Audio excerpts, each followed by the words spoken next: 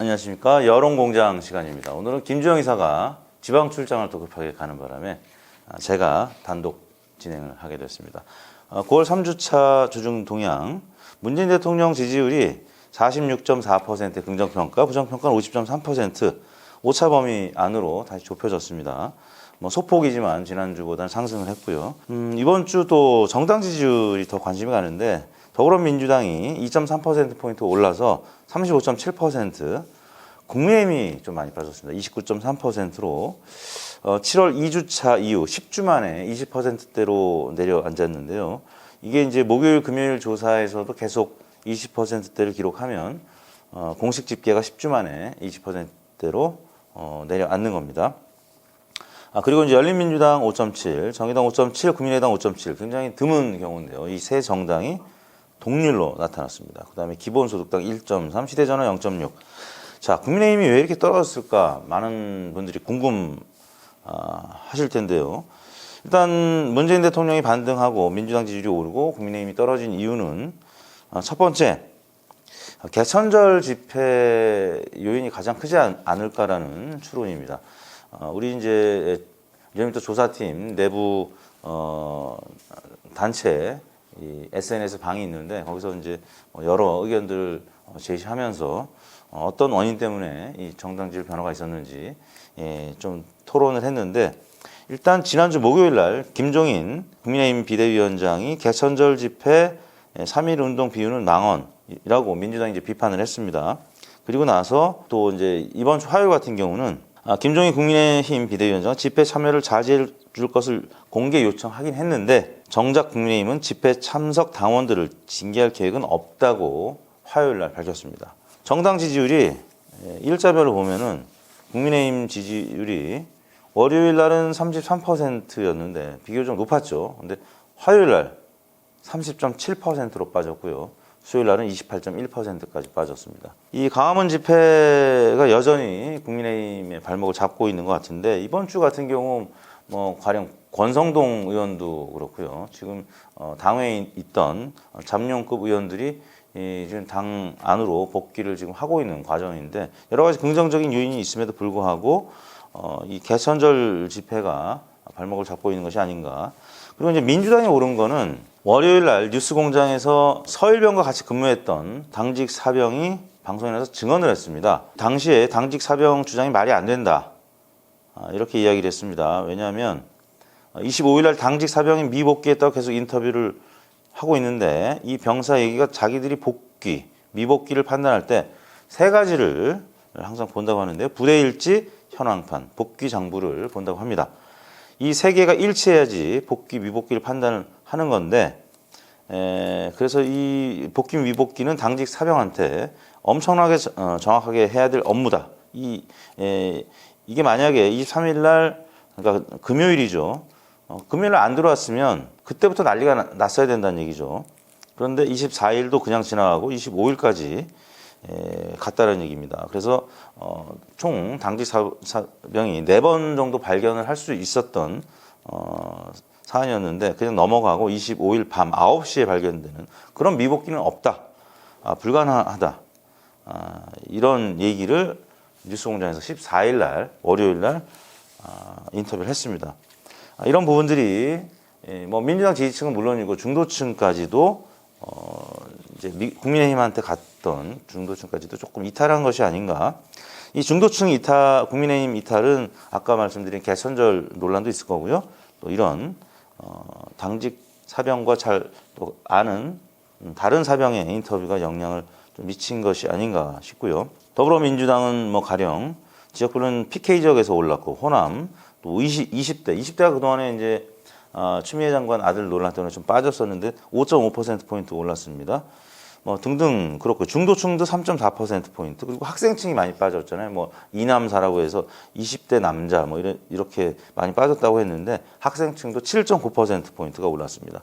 반면에 국민의힘은 이제 PK, 서울, 경인 이런 쪽에서 좀 빠졌고요. 또 20대에서 7.1%포인트나 빠졌습니다. 그 다음에 70대 이상도 5.5%포인트 빠졌고요. 그러니까 중도층 같은 경우나 진보층 이런 쪽도 학생층도 많이 빠진 게 개천절 또 추미애 장관 논란 때문에 국민의힘이 이번 주에는 좀 빠진 것 같고요. 또 하나 이제 뭐 큰 영향은 아닌 것 같은데 경실련에서 재산 등록한 의원들 처음으로 이제 이번 초선이 돼가지고 첫 재산 등록 의원들 통계를 내봤는데 이게 이제 지난 주말에 이제 많이 보도가 됐던 내용 같습니다. 1등이 국민의힘 전복민 의원 무려 866억 원이 증가했다는. 그러니까 뭐 다른 의원들하고는 비교가 될 수 없을 정도로 많은 증가액이었습니다. 2등도 역시 국민의힘입니다. 한무경 의원 288억. 그리고 이제 3등이 그와는 좀 격차가 있는 더불어민주당 이상직 의원. 그리고 4등은 또 국민의힘 이주환. 5등도 국민의힘 백종원. 뭐 이런 1위부터 5위까지 중에 4명이 국민의힘. 사실 뭐 합법적으로 이 재산이 늘었다고 하면은 큰 문제는 없겠죠. 근데 사촌이 땅을 사면 배가 아픈 게 우리 심리 아니겠습니까? 이런 부분도 영향을 좀 미친 것이 아닌가 싶고요. 뭐 이 중 또 일부는 뭐 조수진 의원 같은 경우 한 뭐 11억 가량 증가됐는데 선관위 조사를 하고 있다고 그랬죠. 그러니까 뭐 조사하고 있는 분들도 대상이 되고 있는 분들도 있고 뭐 그런 상황입니다. 뭐 그런 뭐 여러 요인들 때문에 지금 당 청지율은 조금 반등을 했고 국민의힘은 좀 하락을 했습니다. 거기다가 이제 코로나도 좀 진정세를 월화수 기록을 했습니다. 그러다가 이제 어제는 약간 다시 100명대 중반으로 올라섰는데 코로나가 진정 국면이라는 거 이것도 좀 영향을 미쳤을 것 같고요. 또 백신을 국외에서 선구매하겠다. 3천만 명분을 확보하겠다. 뭐 이런 좀 기대가 될 만한 뭐 뉴스들도 좀 있었습니다. 뭐 그러다 보니까 당청 지지율이 좀 반등을 했고요. 자, 뭐 무당층 같은 경우는 14.1%로 거의 차이가 없었습니다. 아까 말씀드린 열린민주당, 정의당, 국민의당은 공교롭게도 5.7%로 동률인 게 매우 드문 경우인데 그렇게 나타났습니다. 이번 주에 두 번째로 이제 포함된 기본소득당 시대전환 2주 연속 지금 보고 있는데요. 시대전환이 아무튼 당명이 익숙하지 않은 것 같습니다. 기본소득당에 비해서 뭐 약간의 차이긴 합니다만 그래도 2배 차이입니다. 1.3대 0.6으로 뭐 계속 2주 연속 기본소득당이 앞서고 있습니다. 자, 이런 상황이었고요. 뭐 한국갤럽 조사 같은 경우는 뭐 대략 지난주에 46대 45였나요? 긍정평가가 조금 높았는데 1% 뭐 오차 범위 내죠. 리얼미터랑 비슷한 경향성인데 리얼미터 부정평가가 조금 더 높다는 거. 이번 주 현안 조사입니다. 음주운전 방조한 동승자 처벌에 대해서 강화해야 되느냐라는 걸 물어봤는데요. 뭐 예상대로 공감 83.4%로 비공감 14.8%에 비해서 뭐 대략 7배 안팎 높게 공감 의견이 나타났습니다. 이게 이제 인천 을왕리 해수욕장 인근에서 음주운전으로 치킨 배달하던 50대 가장이 그 교통사고로 이제 숨졌죠. 그래서 이제 옆에 동승자가 있었기 때문에 동승자도 처벌해야 되는 거 아니냐 이런 조사를 했는데 사실 뭐 과거에는 동승자 처벌이 없었기 때문에 옆에서 이제 음주운전 하시는 분이 계셔도 과거에는 같이 취해가지고 막 방조하는 경우가 굉장히 많았는데 요즘은 이제 처벌 조항이 생겼기 때문에 조심하죠. 그럼에도 불구하고 뭐 이번 사건처럼 동승하는 분들이 여전히 계십니다. 그래서 이분들에 대한 처벌도 아주 강화하자. 음주운전에 준하는 수준으로 뭐 이렇게 강화하자는 의견들이 있습니다. 근데 이제 뭐 이념이나 지정당별로는 큰 차이가 없었는데요. 지역하고 연령대별로 좀 차이가 있었습니다. 보니까 광주 전라 92.1% 공감, 뭐 부산 울산 경남 90.9% 큰 차이가 없습니다. 대구 경북도 88%, 특히 이제 이 남부 지역 공감 의견이 많네요. 그리고 이제 경기 인천이라든지 서울은 80% 초반이었고요. 근데 대전 충청 세종이 유일하게 75%로 70%대를 기록했습니다. 거의 비슷하긴 하지만 광주 전라에 비하면 뭐 대략 한 17%포인트 차이가 나는 겁니다. 이 정도면 좀 약간의 격차가 있죠.